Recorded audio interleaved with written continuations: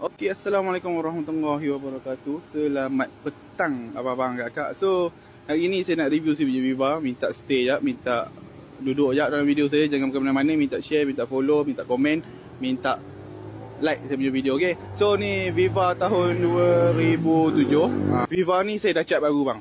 Kereta ni dah cat baru, abang boleh tengok merelip ni. Viva ni dah cat baru, automatic 1.0. Ni 1.0 auto. Abang boleh tengok lah sendiri, abang boleh banding lah sendiri. Sebab Viva ni saya dah cat baru, abang boleh tengok keliling dia. Merelip.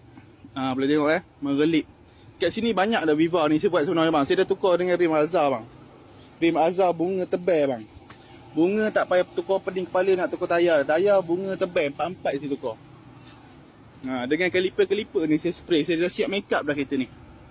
Nampak dari jauh nampak cantik lah. Dalam dia dengan brake drum dia warna kuning. Abang boleh tengok kat sini ni pun saya dah pasang Ni saya dah pasang. Benda ni semua saya tukar baru bang. Ni getah ni, tingkap punya mounting ni semua saya dah tukar baru. Ini cat baru, abang boleh tengok. Memang cantik. Dah siap pasang spoiler kereta ni. Ni semua aksesori tambahan kita tambah lagi. Lepas tu kita cat, kita tambah lagi. Ni lah aksesori tambahan. So Viva ni tak ada apa dah saya nak buat. Sebab saya rasa Viva ni dah complete. Abang tinggal bawa So okay. So tengoklah betul-betul Viva ni. Kalau mahal abaikan, kalau murah kasih halo saya. Okay, so jom tengok dalam lah. Dalam ni pun dah hampir 99% kita buat. Abang tengok Ni dalam cantik, kemas. Dalam kursi tak ada koyak-koyak, tak ada apa. Kereta ni 4-4 power Swiss window 4-4 pakai Swiss tingkap. Tak ada apa-apa masalah pun. Mari sini kita tengok pada bahagian sini pula. Pada sini senang sikit. So ni dia pada bahagian belakang dia. Ni lah rupa belakang dia. Belakang dia. Kereta ni cuma saya tak cuci lagi bang. Saya tak cuci lagi. Ada sikit-sikit sebab baru kita nak review cepat, kita nak bagi keluar cepat.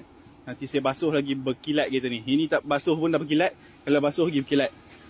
So mari sini saya tunjuk mileage tu sikit. Ni dia.